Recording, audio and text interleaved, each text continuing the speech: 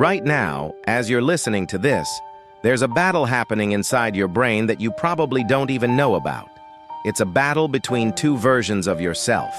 One version is the person you want to become. Focused, disciplined, confident, in control of your destiny. The other version is being hijacked by one of the most powerful biological drives humans possess, and it's sabotaging everything you're trying to build. Here's what nobody talks about. This isn't about willpower. This isn't about being weak or strong. This is about neuroscience, and once you understand what's actually happening in your brain when lust takes over, you'll realize you've been fighting this battle with the wrong weapons. By the end of this video, you're going to understand the exact mechanism that keeps you trapped, why every method you've tried has failed, and the precise system that actually works. This isn't motivation. This is education. And education is what sets you free. Let's start with something most people don't realize. Lust isn't just a feeling. It's a neurological hijacking. When you engage with lustful content or thoughts, your brain releases a chemical cocktail that's remarkably similar to what cocaine users experience. We're talking about dopamine, the neurotransmitter responsible for motivation, reward, and pleasure. But here's where it gets dangerous. Your brain doesn't distinguish between real achievements and artificial stimulation. When you give in to lust, your brain thinks you've accomplished something important for survival and reproduction. It rewards you massively. The problem is that this reward comes without any of the actual work, risk, or real-world success that should accompany it. Think about this for a moment. In nature, the dopamine surge you get from lustful activity would only come after successfully attracting a mate, which requires developing yourself, taking risks, being confident, and actually accomplishing something in the real world. But modern technology has hacked this system. You can get the reward without any of the effort. This creates a catastrophic problem in your brain's reward circuitry.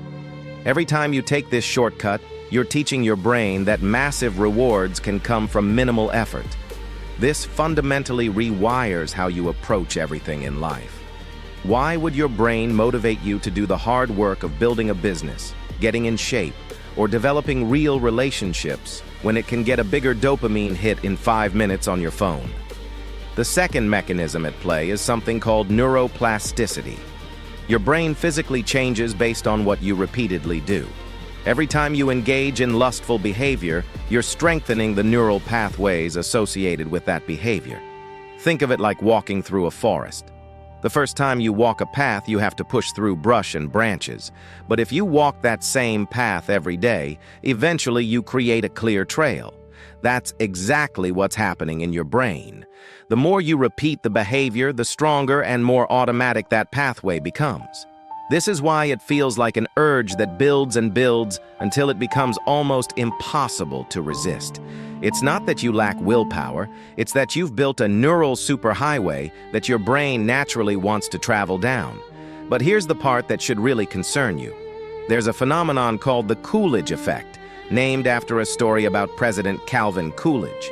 It describes how mammals, including humans, show renewed sexual interest when exposed to new potential mates. In the digital age, this effect is turbocharged. You can experience endless novelty with just a swipe or a click. This means your brain is constantly being stimulated by the promise of something new, something different, something more exciting. The neural pathway isn't just strong, it's being constantly reinforced by novelty-seeking behavior. Your brain starts craving not just the act itself, but the hunt, the search, the endless scroll looking for the next thing that will spike your dopamine. Now let's talk about what happens to the rest of your life while this is going on. You've probably noticed that when you're caught in the cycle of lust, other things that used to excite you start feeling dull. Working out seems boring. Building your business feels tedious. Even hanging out with friends doesn't give you the same satisfaction. This isn't a coincidence. It's called dopamine desensitization. When you flood your brain with artificial dopamine surges, your brain adapts by reducing the number of dopamine receptors. This means you need bigger and bigger hits to feel the same level of satisfaction, and normal life activities that release smaller amounts of dopamine stop feeling rewarding at all, you've essentially raised the baseline of stimulation your brain needs to feel good. This is the same mechanism behind drug addiction. You're not weak. You're experiencing a documented neurological pattern that happens to anyone who repeatedly exposes their brain to supernormal stimuli. Most people think the cost of lust is just the time wasted or the guilt afterward. But the real cost is far more devastating, and it compounds silently over months and years. Let's start with your energy. You've probably noticed that after giving in to lust, you feel drained. That's not psychological. That's biological. The neurochemical cascade that occurs during lustful activity depletes your brain's resources. We're talking about dopamine, serotonin, and various hormones that take time to replenish. But more importantly, your brain enters what's called a refractory period. This is a state where your motivation, focus, and drive are significantly reduced. The activities that require sustained effort, like working on your goals or solving complex problems, become exponentially harder. You're literally operating at a reduced capacity for hours or even days afterward. Then there's the impact on your confidence and self-image. Every time you give in to an urge you promised yourself you wouldn't, you're sending a powerful message to your subconscious mind. That message is simple. I can't trust myself. I'm not in control. I say I want one thing, but I do another. This creates a phenomenon psychologists call cognitive dissonance, the mental discomfort that comes from holding contradictory beliefs about yourself. Over time, this erodes your sense of self-efficacy, your belief in your ability to accomplish what you set out to do. And here's the devastating part. This lack of self-trust doesn't stay contained to just this one area. It spreads. When you can't keep a promise to yourself about controlling lust, your brain starts to doubt your promises about everything else. Your commitment to your fitness goals becomes questionable. Your business plans feel less certain. Your entire identity as someone who follows through gets undermined. Let's talk about something even more insidious: the opportunity cost. Every moment you spend caught in the cycle of lust is a moment you're not spending building something real. But it's deeper than that. The mental space that lust occupies is enormous. Even when you're not actively engaged in lustful behavior, if you're struggling with it, part of your mind is always thinking about it. You're either planning the next time you'll give in, or you're fighting the urge, or you're dealing with the guilt from the last time. This is cognitive load, and it's eating up mental resources you need for creativity, problem solving, and meaningful work. Think about how much mental energy you'd have available if you weren't constantly managing this internal battle. Think about what you could create, build, or become with that freed-up mental space. There's also a profound impact on your relationships, even if you're not in one yet. Lust trains your brain to view people, particularly those you're attracted to, as objects for your gratification, rather than as complete human beings. This isn't a moral judgment. It's a description of what happens in your neural wiring. When you repeatedly pair sexual arousal with images or videos of people, you're conditioning your brain to respond to people as visual stimuli rather than as individuals with thoughts, feelings, and depth. This makes forming genuine, intimate connections dramatically harder. When you do meet someone you're interested in, your brain is already wired to focus on physical attraction and fantasy rather than on building real emotional connection. You might not even realize it's happening, but the pattern is there, affecting how you interact, what you notice, and what you're capable of feeling. Finally, let's address the long-term trajectory.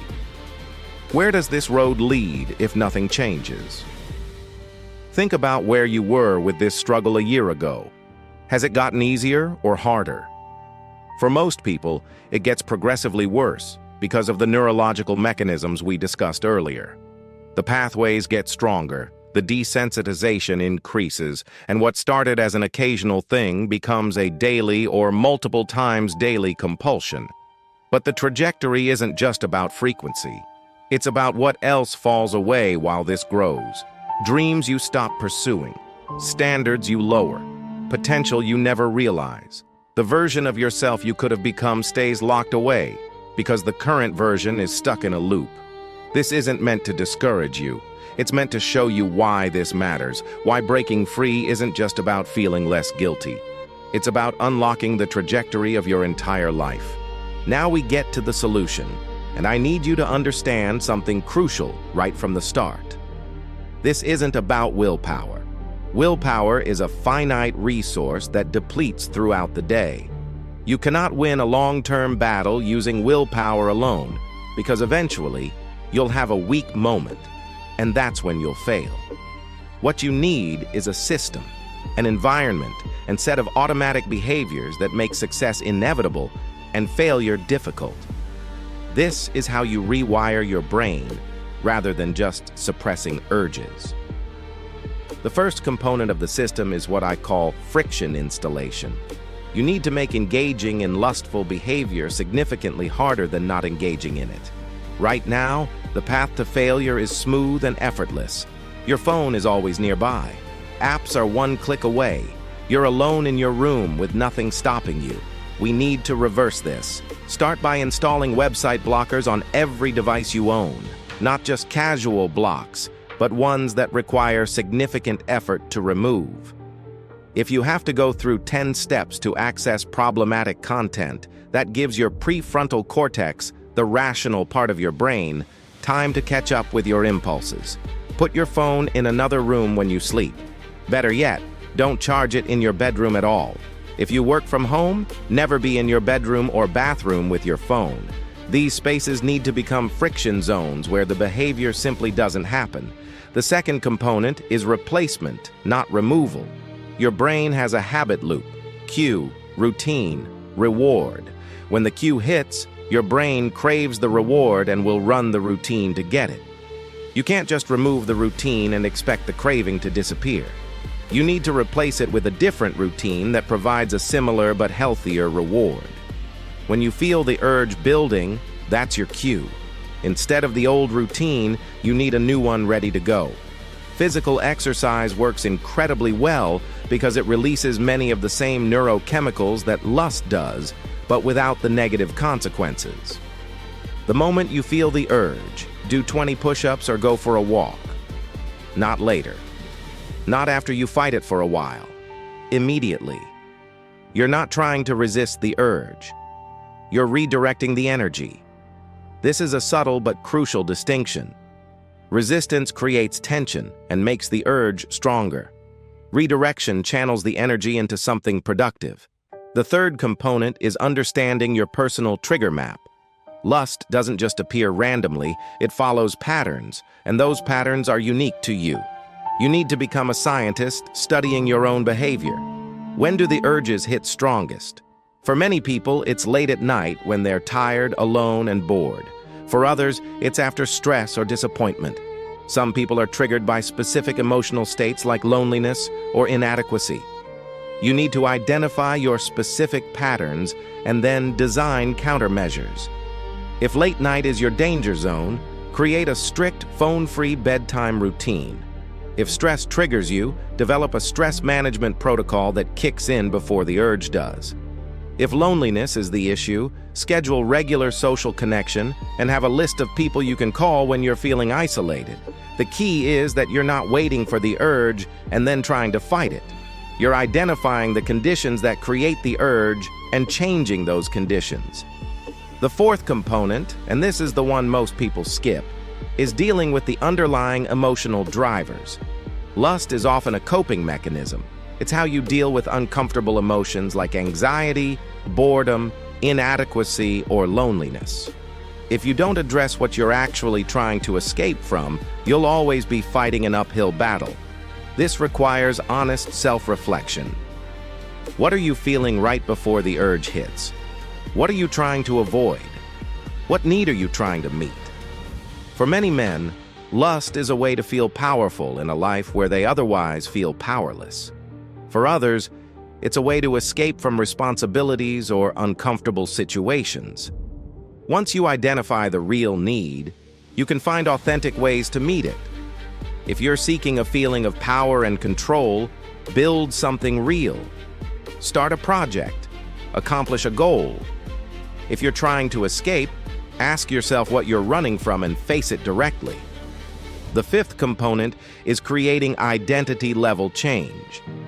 Most people try to change their behavior while keeping the same identity. They think of themselves as someone who struggles with lust and is trying to quit. But your behavior flows from your identity. If you see yourself as an addict trying not to use, you'll always be an addict. You need to shift your identity. You're not someone trying to quit lust. You're someone who doesn't engage with lust because that's not who you are. This might sound like semantics, but it's neurologically profound. When a behavior conflicts with your identity, your brain naturally moves away from it. Start telling yourself a different story. You're someone who has control over your impulses. You're someone who directs your sexual energy toward building real relationships. You're someone who doesn't need artificial stimulation. The more you reinforce this identity through your self-talk and your actions, the more your brain will align your behavior with it. The final component is building a life so compelling that lust becomes irrelevant. This is the ultimate solution, and it's the one that makes everything else easier. Lust fills a void. It provides excitement, stimulation, and escape.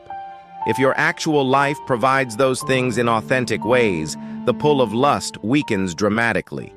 This means you need to be building towards something that excites you. You need to have real challenges that engage your mind. You need genuine relationships that meet your need for connection. You need physical outlets that use your energy. When your days are filled with purpose, progress, and genuine satisfaction, the urge to escape into lust diminishes naturally.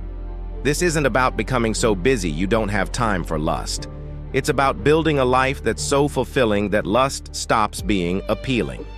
Here's what I want you to understand as we close. The battle against lust isn't won in a single moment of heroic resistance. It's won through the compound effect of small, strategic decisions that gradually rewire your brain and reshape your life. Every time you redirect an urge instead of giving in, you're weakening one neural pathway and strengthening another. Every time you add friction to the destructive behavior and reduce friction to the constructive behavior, you're tilting the playing field in your favor.